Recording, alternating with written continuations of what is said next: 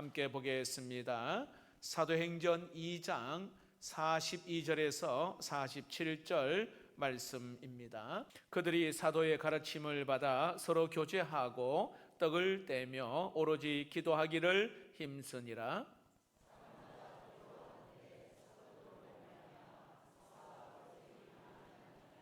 믿는 사람이 다 함께 있어 모든 물건을 서로 통용하고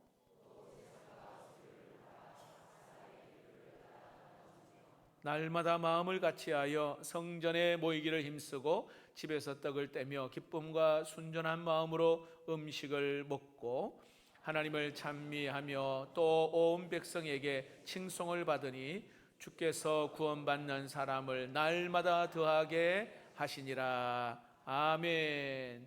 앞으로의 시대는 여러분 예측 불허한 급변한 시대를 우리가 살아가고 있다, 그렇게 사람들은 말합니다. 그러나 여러분 그거 아셔요? 아무리 변화되어도 때로는 변하지 않는 몇 가지의 흐름이 있어요. 그 중에 첫 번째는요, 핵가족이 심화될 것이라는 겁니다. 지금 1인 가족이요 30%가 넘었습니다. 점점점 핵가족화 됩니다. 이 말은 다른 말로 말하면 외로워지는 시대가 다가온다, 이 말입니다. 두 번째로 사람들은 자기를 표현하는 것을 상당히 갈망하고 있어요.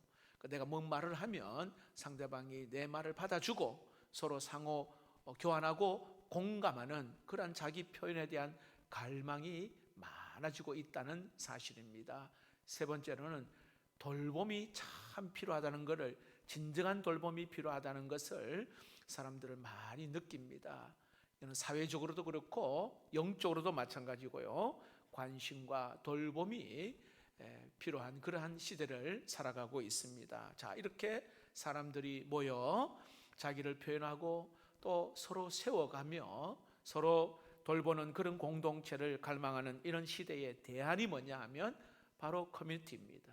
이게 공동체, 소그룹의 공동체가 필요한 그런 시대입니다.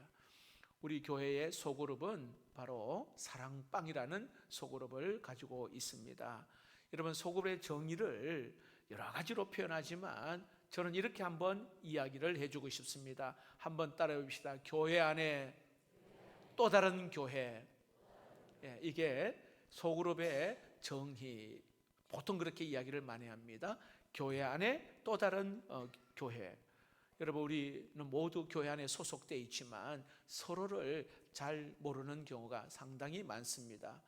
그래서 함께 소그룹에서 마음을 같이 모으고 기도도 함께 하며 한 주제를 가지고 대화하면서 또 다른 하나의 교회로 아름답게 세워가는 게 바로 사랑방입니다. 그래서 어떤 학자들은 이 소그룹을 이렇게 이야기해요.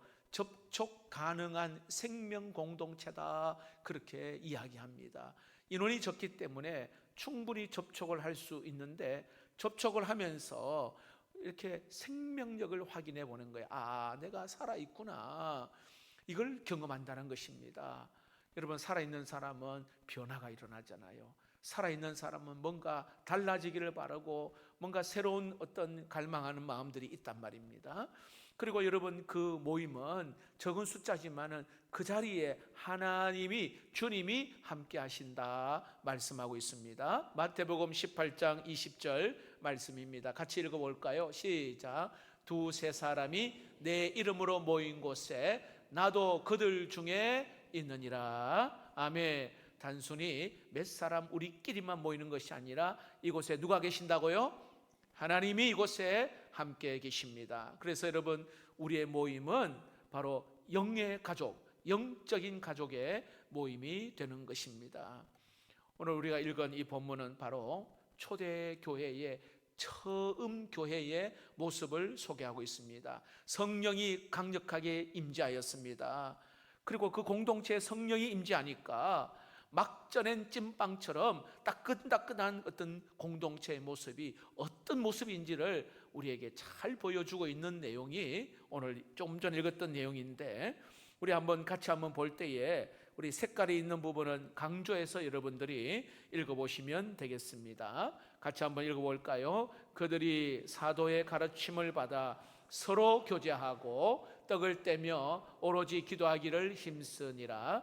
사람마다 두려워하는데 사도들로 말미암아 기사와 표적이 많이 나타나니 믿는 사람이 다 함께 있어 물건을 서로 동용하고 또 재산과 소유를 팔아 각 사람의 필요를 따라 나눠주며 날마다 마음을 같이하여 성전에 모이기를 힘쓰고 집에서 떡을 떼며 기쁨과 순전한 마음으로 음식을 먹고 하나님을 찬미하며 또 온 백성에게 칭송을 받으니 주께서 구원받는 사람을 날마다 더하게 하시니라. 아멘. 자, 여기에 비슷한 내용들 계속 반복되는 내용이 뭐예요? 서로 교제하고 서로 통용합니다. 다 함께 모인다 말합니다. 날마다 같이 한다 말합니다. 모이기를 힘쓴다 말합니다. 음식을 나눠 먹는다 이야기를 합니다. 여러분, 함께 또 같이 이런 내용들이 여기에 반복됩니다. 여러분, 무슨 뜻이냐면요, 역사적으로 강력한 성령의 임재하심, 하나님의 은혜가 부어진 곳이 어떤 곳이냐면 바로 코이노니아 교회, 교제가 있는 이 모임, 이 교회에 성령의 불같은 은혜가 임했음을 알 수가 있습니다. 마음을 열고 그리고 말씀을 나눕니다. 삶을 나누는 겁니다. 기도에 함께 기도하는 겁니다. 그런 가운데 믿음의 성장이 일어남을 볼 수가 있습니다. 이게 성령께서 원하시는 아름다운 교회의 모습이라는 겁니다. 자, 그렇게 하니까요, 주변에 믿지 않는 사람들이 오늘 성경의 마지막 끝절에 보시면 47절에 온 백성에게 칭송을 받으니 이렇게 말합니다. 주님을 모르는 사람들도 이 모습을 보면서 칭송을 했다, 칭찬을 했답니다. 귀하게 여겼다 이 말입니다. 서로 마음을 같이 나누고 따뜻한 그런 교제를 하니까 세상으로부터 칭송을 받았다, 칭찬을 받았다 말합니다. 오늘날도 마찬가지입니다. 여러분, 과연 이런 공동체가 있을까요? 서로 다투고 분쟁하고 미워하고 그리고 싸움하는 오늘 이 시대의 상황을 보면서 저는 이 교회가 뭐 거창한 것을 하지 않아도 다양한 사람인데도 함께 모여서 서로 마음을 같이 나누고 울고 웃으면서 따뜻한 마음을 같이 나누는 것, 말씀을 같이 나눌 때에 막 내 영이 살아나고, 이런 은혜들, 힘들 어려울 때에 같이 기도하면서 그 문제를 또 이겨내면서 하나님의 영광을 위해서 같이 함께하는 이 공동체, 여러분, 이 아름다운 공동체는 세상을 향하여 엄청난 메시지를 주는 아름다운 공동체, 이 바로 초대교회의 공동체입니다. 여러분, 이 공동체가 오늘 우리 왕성교회의 사랑방 공동체가 되기를 축복합니다. 초대교회는요, 두 개의 큰 모임이 있었어요. 두 개의 모임이 있었는데 46절을 한번 봅시다. 그냥 우리가 읽을 때는 잘 몰랐는데 이렇게 색깔 표시를 했어요. 날마다 마음을 같이하여 어디에 모였다고요? 성전에 모이기를 힘쓰고, 또 한 군데가 있어. 어디예요? 집에서 떡을 떼며 기쁨과 순전한 마음으로 음식을 먹고. 장소가 두 군데 여기에 나오고 있어요. 다른 말로 표현하면 성전이라는 것은 대그룹으로 이렇게 모이는 겁니다. 오늘 이 자리에 대그룹으로 모이는 겁니다. 그리고 집이라고 하는 것은 소그룹을 이야기합니다. 두 개의 이 그룹이 초대교회를 딱 받쳐주는 기둥과 같은 역할을 하였습니다. 성전에서 다 같이 모여 예배하고 기도했습니다. 여러분, 사도행전 3장에 보면 제9시 기도 시간에 베드로와 요한이 성전으로 갈새 이렇게 나와 있어요. 그 성전에 가서 함께 기도하고 예배했습니다. 이게 대그룹입니다. 그리고 오늘 좀 전에 말씀 집이라고 하는 이 소그룹, 떡을 떼며 기쁨과 순전한 마음으로 음식을 같이 나누었다, 식탁 교제를 하였다 이렇게 말합니다. 성전에서는 이렇게 모이는 대그룹으로 시간을 정해서 공식적인 모임, 그러나 이 소그룹은 가정에서 아주 자유로운 시간을 서로 이렇게 함께 하면서 교제가 풍성한, 서로 삶을 풍성히 나누는 그러한 소그룹을 말합니다. 결국은 여러분, 초대교회는 이 두 기둥, 성전과 오늘 여기에 가정에서 이게 잘 조화를 이루므로 교회가 크게 부흥했음을 알 수가 있습니다. 제가 한 번은 싱가포르의 CHC 교회를 방문한 적이 있습니다. 소그룹에 참석했어요. 근데 여러분, 소그룹에 참석하는 인원들이 보통 한 20명 정도 소그룹에 참석을 하는데, 저희들이 이제 탐방을 갔기 때문에 거기에 이제 참관을 했어요. 그런데 여러분, 이 소그룹이 상당히 많습니다. 어찌 보면 대그룹에 모이는 인원이 몇천 명보다도 소그룹에 모이는 인원이 한 10,000명 정도가 돼요. 그만큼 이 소그룹이 강력한 어떤 파워가 있더라고요. 여러분, 이것이 이 소그룹이 아까 또 다른 교회라고 말했잖아요. 이 소그룹 안에 전도가 있고 정착이 있고 양육이 있고, 이 소그룹 안에서 선교가 있더라고요. 소그룹 안에서 서로 나눔을 합니다. 돌봄이 있어요. 또 하나의 교회로. 그리고 어느 정도 인원이 되면 분가를 하고, 얼마나 다양한 연령층, 다양한 성별들이 모여서 하나님을 찬양하고 미리 준비하여서 모여서 드리는 그 아름다운 모습을 보며, 이게 건강한 소그룹이다 생각을 했습니다.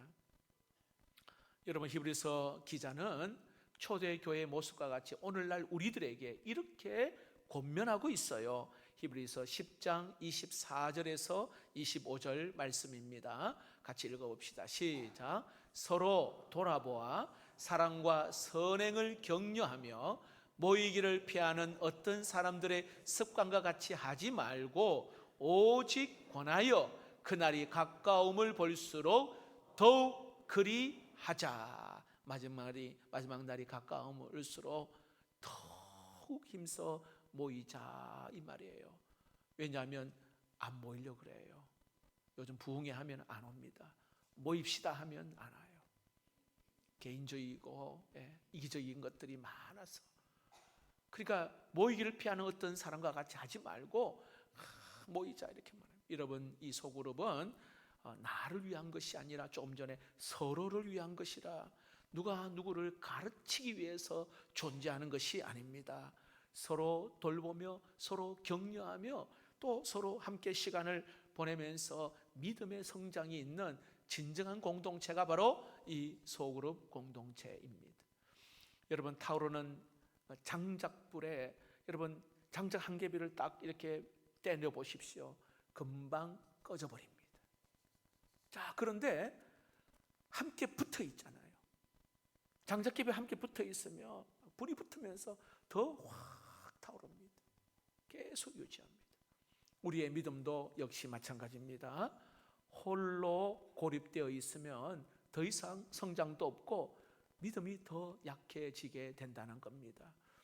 여러분, 지난 코로나 3년을 통과하면서 정말 영적으로 고립되어 있고 갈급한 우리의 심령, 여러분 경험하지 않았습니까? 2020년 3월부터 3년 동안 코로나 팬데믹은 우리의 일상생활에 많은 변화를 주었습니다. 가정생활에 변화를 주었고 직장생활에도 변화를 주었고 또 신앙생활에도 많은 영향력을 끼쳤습니다. 저는 코로나를 통과하면서 절실하게 깨달은 두 가지를 같이 나누고자 합니다. 첫 번째는요, 외형적인 그런 종교 활동보다도 내면적인 신앙생활이 정말로 중요하구나, 코로나를 경험하면서 이걸 절실하게 느꼈습니다. 코로나 딱 터지니까 함께 예배 못 드렸습니다. 모임을 못합니다. 봉사도 못하고 선교도 못하고 전도도 하지 못하는 그 외형적인 그런 활동, 종교 활동은 제한받았습니다. 그러나 개인적으로 여러분 말씀과 기도로 하나님과 독대하면서 하나님과의 영적인 내면의 신앙을 그 시간, 코로나 기간 동안에 잘 유지하신 분은 지금 영적으로 크게 다를 바 없이 더 영적으로 깊이 있게 하나님과의 친밀한 만남을 할 수 있음을 알 수가 있습니다. 여러분, 크리스찬의 신앙 여정에는요, 두 가지로 구성되어 있는데, 하나는 외적 여정이 있어요. 또 하나는 내적 여정이 있습니다. 외적 여정은요, 눈에 보이는 그러한 여정입니다. 오늘 이 자리에 함께 예배합니다. 함께 교제하고 봉사하고 선교하고 눈에 보이는 활동, 외적인 여정. 또 하나는 내적 여정이 있습니다. 이건 보이지 않는 여정입니다. 그래서 각자가 하나님 앞에 나가서 말씀을 묵상하고 각자가 하나님 앞에 기도하면서 주님과의 소통을 이야기하는 겁니다. 이 내적 여정. 근데 여러분, 신앙생활은 이 외적 여정과 내적 여정이 잘 균형을 이루어야 진정한 건강한 신앙생활을 할 수가 있다는 거예요. 다시 말하면요, 외적인 활동을 이것만 많이 하잖아요. 그러면 나중에 그 신앙이 공허해지게 됩니다. 번아웃이 되는 거예요. 활동을 많이 하게 되어집니다. 자, 반대로 활동은 안 하고요, 내면적인 거, 나 홀로 막 그냥 말씀 보고 기도하잖아. 그럼 여러분, 이 신앙이요, 오히려 더 무기력해져요. 왜냐하면 여러분 아시겠지만 활동하면서 에너지가 생기고요, 함께 하면서 더 힘이 나는 거거든요. 그렇지 못하니까 무기력하게 되는 겁니다. 오래 가지를 못해요. 여러분, 이것을 좀 더 쉽게 설명하면 성경 인물 가운데 마르다와 마리아를 여러분 생각해 보면 됩니다. 마르다, 여러분, 팔을 딱 걷어붙이고는 부엌에 들어가서 예수님을 위해서 음식을 준비했습니다. 열심히 봉사하고 활동을 합니다. 자, 그런데 마리아는 어떠했습니까? 예수님의 발 앞에 앉아서 마음을 열고 귀를 열고 주님의 말씀을 들었습니다.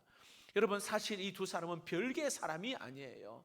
다 내 안에, 이 두 개의 사람이 내 안에 함께 가야 합니다. 다시 말합니다. 마르다의 영성과 마리아의 영성이 내 안에 함께 만나 같이 가야 한다는 거예요. 예를 들어 철도에 두 이렇게 레일처럼 같이 함께 가야 바른 신앙의 목표를 향하여 갈 수가 있다는 겁니다. 코로나를 겪으면서 정말 이 내적 여정이 참 중요하다는 것을 느꼈어요. 감사한 것은 우리 교회가 코로나 시작과 함께 성전 등불기도 기억나세요?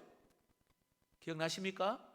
네, 성전 등불기도 3년 동안 다 성전에 자유롭게 오셔서 계속해서 성전 등불기도를 하고 필사도 하시면서, 또 지금은 언제든지 골방 기도를 통해 공동체 성경 읽기를 하면서 계속해서 내 내면에 영적인 은혜를 계속 쌓아가는 것이죠. 그럴 때 여러분, 우리의 신앙이요, 흔들리지 아니하고 건강하게 세워가게 될 줄로 믿습니다. 자, 또 하나 제가 깨달은 것은 공동체의 중요성입니다. 3년 동안 영적으로 또 하나님과의 그런 깊은 은혜, 우리 함께하는 모임이 없어 고립되는 가운데 특히 활동을 많이 하시는 분은요, 자, 육체적으로도 고립되고 심리적으로도 또 때로는 신앙적으로도 영적으로 고립된 시간을 갖게 되니까요, 그 삶의 정신적으로 상당히 피폐하고 어려워지는 그러한 현상들을 많이 결과를 보면 알 수가 있습니다. 실제로 여러분, 코로나 기간 동안에 우울증이나 불안장애, 공황장애, 이게 2배나 많아졌다고 말합니다. 특별히 여러분 18세 이하 우리 자녀들, 여러분 괜찮겠지 생각하지만 그렇지 않아요. 이 아동과 청소년들이 상당히 타격을 많이 받았어요. 얘들은 활동을 하거든요.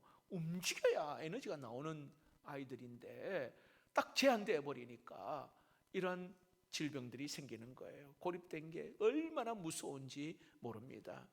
여러분, 서로 만나 얼굴을 맞대고 스킨십 하면서 서로 울고 웃으면서 교제하는 거 별것 아닌 것 같지만 별게 아니에요. 여러분, 우리의 정서 생활에 엄청난 영향을 준다 이 말입니다. 이것이 약해지고 사라지면 무기력해질 수밖에 없어요. 함께 보면서 웃으며 이 엔돌핀도 나오고 서로 교제하면서 은혜를 나눌 때에 내 영이 막 살아나고 춤을 추는 건데 그렇지 못하니까 영적으로 피폐하는 것이죠. 여러분, 그리스도인의 삶은 두 개의 로로 구성되어 있습니다. 하나는 홀로, 또 하나는 서로입니다. 이 홀로와 서로가 서로 균형 속에서 그리스도인의 진정한 믿음의 삶을 잘 유지해 갈 수 있는데, 자, 여기에 홀로라고 하는 것은 말 그대로 단독자로서 하나님 앞에 내가 서 있는 나의 모습을 이야기하는 거예요. 누구의 아빠, 누구의 엄마가 아니라, 또 때로는 목사로서 어떤 직분자가, 그런 자가 모습이 아니라 벌거벗은 내 영혼, 나 홀로 하나님 앞에 서 있는 내 모습을 여기 이야기해요. 자, 근데 여러분, 이 홀로가 어디로 가야 된다고요? 서로로 같이 나가야 되는 거예요. 여러분, 홀로 있는 시간을 계속, 거기 홀로 있는 시간만 계속 갖다 보면은 자기의 독백으로 갈 수밖에 없고, 그리고 신앙 성장은 더 이상 없어요. 내 신앙생활 잘한다고 생각해요. 내 혼자 있으면 잘한다고 생각해요. 천만의 말씀이에요. 하나님 원하신 게 뭐예요? 네 신앙 네 혼자 하나님 사랑한다 하고 그게 하나님 원하시는 걸까요? 그렇지 않잖아요. 서로 사랑하고 서로 돌아보고 서로 위로하고 서로 격려하고 서로로 가야 돼요. 서로로. 여러분, 그 서로에 같이 서로 함께 보면요, 도전 받습니다. 도전 줍니다. 사랑을 줍니다. 사랑을 받습니다. 얼마나 이 모임이요. 그래서 이런 가족 같은 모임이, 그걸 지향하고 있긴 하지만 그 모임이 얼마나 정말 황홀한 모임이 되는지 몰라요. 저희 누님은 이민 간 지 벌써 20년 넘어 캐나다에 있지만 같은 가족인데요, 가족 같지 않아요. 여러분, 멀리 20년 동안, 이제 앞으로 평생 재작년에 한 번 왔어요. 혈육을 가는 가족이지만 멀리 있으니까 소통이 전혀 없죠. 그런데 여러분, 우리 성도들은 일주일에 한 번씩 또 자주 보잖아요. 이러다가 천국 가는 거예요. 천국. 그러니까 우리 함께 이 가족이 또 하나의 가족이란 말이에요. 또 하나의 서로 또 서로에서 계속 여기만 머물러 있으면 안 돼요. 홀로 또 와야 되는 거예요. 하나님과 독대하는 마음으로 내 자신과 하나님과의 영적인 은혜의 친밀한 만남, 이것도 또 필요합니다. 이게 아까 그림처럼 선순환이 되어야 돼요. 이게 건강한 우리 그리스도인의 삶이라는 것입니다. 여러분, 이 사랑방 모임, 그래서 이 서로의 모임에 해당되는 이 사랑방 모임은 꼭 있어야 되는 부분이기 때문에 해도 되고 안 해도 되는 것이 아니라 반드시 여러분 이 모임 안에 들어가시면 믿음의 성장, 변화가 있게 됨을 믿으시기를 축복합니다. 제가 목회하면서요, 또 하나 진리 깨달은 게 뭐냐 하면, 엉성교회 오니까 말씀도 좋고 오케스트라 찬양 월드 마음이 너무 좋고 분위기도 좋고, 근데 여러분, 뭘 제가 발견한 줄 아세요? 그분이 소그룹에 안 들어가잖아요. 전도회에 안 가잖아요. 봉사 안 하잖아요. 100% 떨어져 나갑니다. 그 소그룹 공동체에 들어가지 않으면, 봉사하지 않으면, 제가 7년 동안 모임 갖지 않고 예배만 드리고 오시는 분도 부부가 계셨는데 결국은 안 보이시더라고요. 교회 등록도 안 하고, 그리고 교회 등록을 하지만 그 소그룹 안에 들어오지 않으니 손님의 손님, 소속감을 못 느껴요. 손님, 예배에 오셔서 은혜는 받을 수는 있지만 우리 가족이잖아요. 가족 함께하는 가족이잖아요. 지난번 지용근 우리 목회 데이터 연구소장님이 주일 저녁에 우리 직분자 세미나 때 오셔서 하신 말씀 가운데 여러분 기억나는 거 있으세요? 소그룹을 정기적으로 참석하시는 분 500명과 소그룹에 참여하지 않은 분 500명, 그러니까 1000명을 두고 설문조사를 했어요. 근데 어떤 놀라운 결과가 나타났냐면 신앙생활의 참여도가 2배에서 5배로 차이가 나더라는 거예요. 다시 말하면 소그룹에 정기적으로 참여하는 사람들은 자기의 신앙의 성장을 위해서 시간을 내고 또 마음을 들이면서 부단히 애를 쓰고 노력하더라는 겁니다. 그러니까 신앙이 성장이 있는 거예요. 예배가 달라지고 또 성도와의 소통도 달라지는 겁니다. 그러니까 소그룹 활동을 하는 사람이 삶에서도 더 활력 있고 신앙생활에서도 교회에 아주 중심된 역할을 하게 된다는 것을 통계로 나왔습니다. 자, 그런데 제가 한 가지 고민이 뭐냐, 여러분도 그런 고민이 있을 거예요. 목사님, 소그룹에 나가면 내 삶을 다 나눠야 되는데 마음을 오픈하다 보면 때로는 부끄럽기도 하고, 그리고 나하고 생각이 좀 다른 어떤 그런 지체들도 있고 해서 스트레스 또 받기도 하고 그렇게 이야기하시는 분도 있어요. 물론 있죠, 여러분. 사람이 함께 모이는 공동체에는 다른 것은 당연한 거예요, 여러분. 예.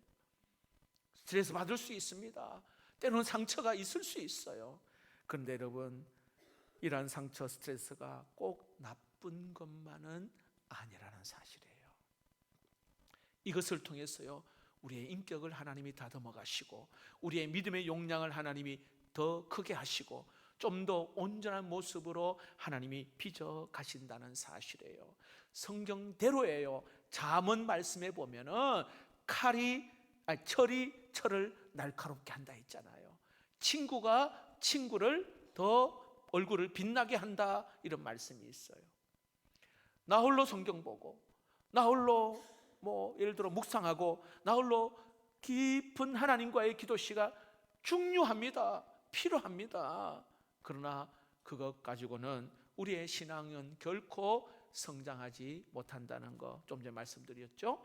홀로에서 서로로 순환되어질 때 함께 말씀을 나누고 함께 내 삶에 고민하는 마음들을 기도 제목을 같이 나누고 기도할 때 이게 참다운 우리 공동체의 모습이며 영적 성장이 있다는 겁니다. 자, 이런 말이 있습니다. 변화는 1m 안에서 일어난다, 이런 말이 있어요.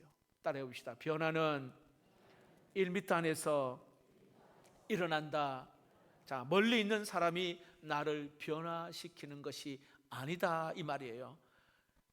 1m 안에 둘러있는 사람들 안에서 나를 변화시킨다는 겁니다. 자, 예를 들어 여러분의 가정에 남편, 아내, 부모, 자녀, 가까이 있는 사람이 우리를 변화시킨다는 겁니다.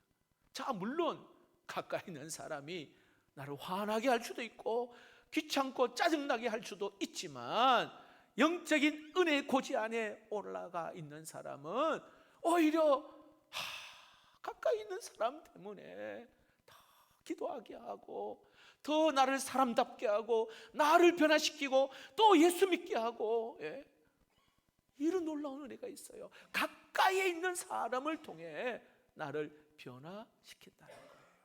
자, 교회로 이야기하면 여러분, 우리 사랑방 모임 1m 안에 둘러앉아 있는 우리 사랑방원들을 통해서 여러분 말씀을 같이 나눠요. 기도하면서 같이 힘있게 기도합니다. 또 내 삶의 아픈 마음을, 상처를 같이 나눕니다. 이 사랑방원들이요, 나에게 큰 힘이 되고 그 구성원들을 보면서 저런 상황인데 화날 수 있는데 화도 나지 않고 입술 관리 참 잘하는구나, 또 도전이 되고 나는 또 그렇지 못한 모습을 보면서 나는 입 다물어야지, 또 이렇게 배우게 되는 거예요. 함께 하면서 서로 도전이 되고 도전받으면서 또 기도하는 제목도 생겨가면서 그래서 아름답게 만들어 가는 겁니다. 여러분, 코로나 생기면서 성도들이 또 우리 많은 우리 국민들이 어떤 현상이 일어나냐면 이 유튜브를 많이 보게 됩니다. 동영상들을 유명한 목사님의 설교도 많이 보고 또 뭐 세미나 강의 뭐 많이 듣는 거 좋아요. 참 좋은 겁니다. 그러나 이거 아세요, 여러분? 무슨 문제가 있는지 아세요? 영적으로는 유익이 될 수는 있지만 지속적인 내 삶의 변화는 없습니다. 내 믿음의 성장은 없단 말입니다.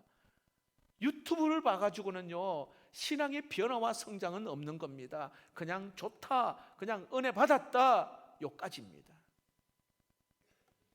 그러나 나의 삶의 변화는 좀 전에 1미터 안에 있는 얼굴과 얼굴을 서로 맞대보면서 성령의 교통 안에서 믿음의 도전을 주고받으며 그리고 따뜻한 사랑의 위로와 은혜를 주고받으면서 철을 날카롭게 하듯이 부딪히면서 더 날카롭게 더 우리를 아름답게 다듬어 가듯이 빛나는 영적인 성장을 가져오게 된다는 사실입니다.